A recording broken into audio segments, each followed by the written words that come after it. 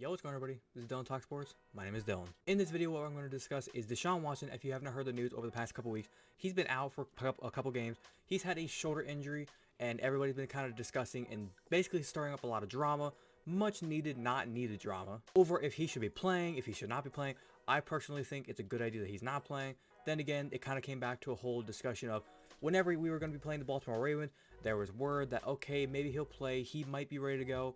Then Saturday night came and he said, I'm good to go. Then Sunday morning came and it was like, yeah, no, I can't throw. Browns fans got pissed. Dorian Thompson-Robinson went in there.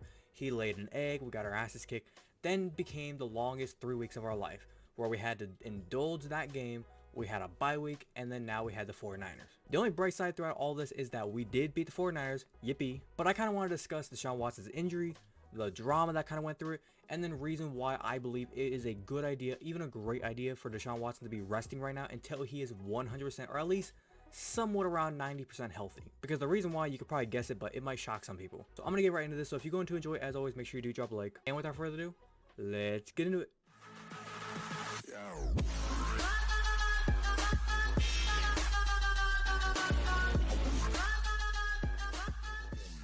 Now, real quick, if you want to go ahead and get a full kind of in-depth doctor explanation of what the injury is, there's a video here. This guy's channel, Brian Stutner, he's a doctor on YouTube. He posts a little video here kind of explaining the entire depths of a medical analyst of the injury. So if you want a full medical breakdown of the injury, link will be down in the description. But then to kind of summarize the injury in general, there's also this doctor here on Twitter. I'll put this tweet down in the description as well if you want to go check it out. But basically, he kind of goes through and kind of explains the entire injury of Deshaun Watson, and it is an injury to his subscapularis muscle in the rotator cuff of the shoulder. Right here is kind of a picture of kind of from this guy's video. He kind of is showing the muscle within the shoulder, and you can see here this is like the muscle in general, where basically what it is this is a kind of a dominant muscle within the shoulder, to where when Deshaun Watson is trying to get his arm up to throw the ball, it's like he has a limited range of motion and he cannot push that ball.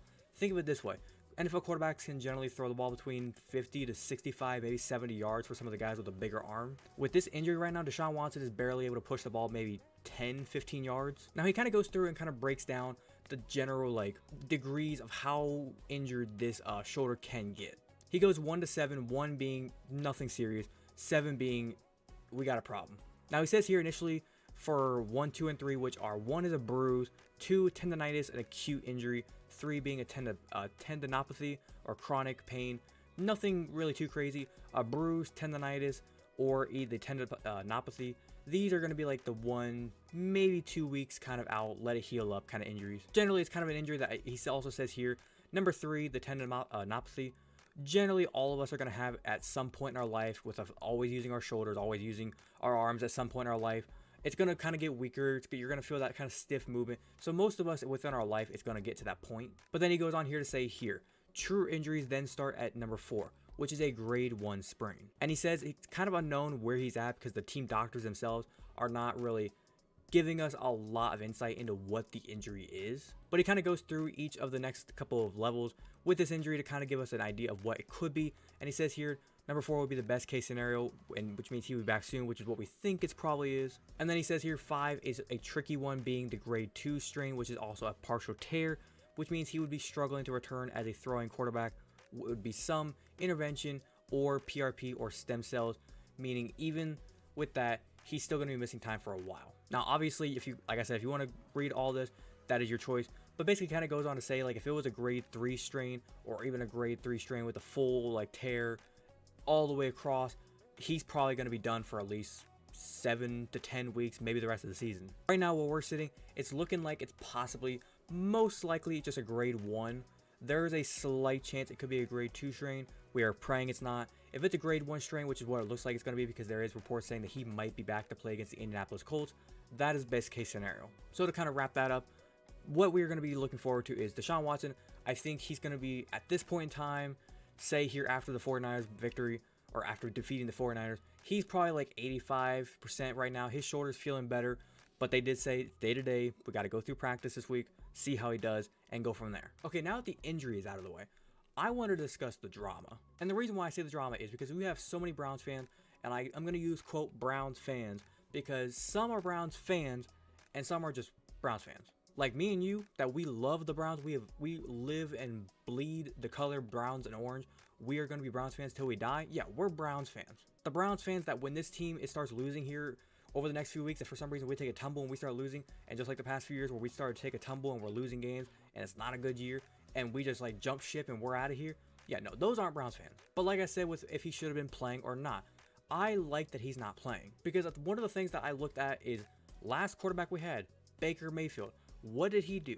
He had a couple of rough years. He finally got with Kevin. He was playing good. I think like 26 touchdowns, 8 interceptions. Had a pretty solid year. Went to the playoffs, won a playoff game. But then that year after, he goes in, first game against the Kansas City Chiefs, balls out, great game. Second game against the Houston Texans, I think like late into the first quarter, early second quarter, he injures his shoulder, torn labrum, and he is just never the same. He decides to play through the injury. He has like a harness on his shoulder. It's kind of limiting his motion. I think at that point, if he would have just gotten the surgery, he might have been out for maybe 2 months, but he had a chance maybe to come back to the end of the season. He could have just looked at the season and said, I am not myself. I am not going to ruin my reputation, because he also had a lot of money coming for him. Now look at him. Now he doesn't get that big, giant, juicy quarterback contract that every quarterback wants. And so many people look at the Browns and say that we ruined Baker Mayfield's career. No. Baker Mayfield had the choice to just sit out. Obviously, he could have just sat out. He could have come back on his 5th year option. I think the Browns would have been able to just say, he got hurt. We can't judge him on that. Let's have him come back for the 5th year, and let's see what he can do when he's fully healthy. Because obviously, no hate to Baker Mayfield. I still support him down there in Tampa Bay. He's playing good in Tampa Bay right now when he's fully healthy. But obviously, that's what I mean. When he's fully healthy. When he was with Cleveland that 4th year, he was not healthy. He was overthrowing people, underthrowing, bad reads. It was just all over the place. I think he was making the right reads. It's just the throws were not able to go where he wanted them to go. And now in Deshaun Watson's case, I think the Browns organization is looking at this injury and they're saying, could we let Deshaun Watson play? Sure, we could. But then they're thinking back to that Baker Mayfield situation. They're saying, with Baker Mayfield, he played through the injury and he looked like shit. We need to keep Deshaun Watson, a quarterback that we invested a lot, and I mean a lot of money. We need to keep him healthy. If it means him sitting out for 2-3 weeks, so be it. Because we had the bye week. Somehow, luckily, we were able to defeat, I still think, the best team in the NFL in the San Francisco 49ers. But now it's like we're 3-2. Deshaun's now had 3 weeks to rest. The Ravens loss was ugly. We had a bye week, and then now we just were able to go out there and somehow beat the Niners. And now this week, I believe we play in the Indianapolis Colts. The Colts are going to be without Anthony Richardson for the rest of the year. The injury was announced. So they're going to have Gardner Minshew. With the way this Browns defense is playing, I think the Browns, they need to be looking at this roster and they're saying, do we want PJ Walker or Dorian Thompson-Robinson playing backup quarterback or playing quarterback for this week against the Indianapolis Colts? Because I feel like if Deshaun Watson is 100% healthy, sure, get him out there. But if he's not 100% healthy, I say give him another week. Because I think with this defense, with the way they're playing, we can beat the Colts. We can 100% beat the Colts with the way our defense is playing. As long as we can just run the ball, make good throws, good reads, we can win this game. Now, do I think Deshaun Watson might try to rush back? He could tell the coaches, I'm good. But at the same time, it's kind of showing that Deshaun Watson, he's not really a kind of guy that he's hurt, like really, really hurt. He's going to say something. Because I believe Mary Kay Cabot, she was one of the announcers or reporters that went on to kind of say that she had asked Deshaun Watson, and even Kevin Stefanski and some of the GMs for the Browns, or front office people for the Browns, they know this story as well. When Deshaun Watson is seriously hurt, he's going to say something. The man played through injuries in the past. I believe he played through an ACL, I believe a torn shoulder or something like that.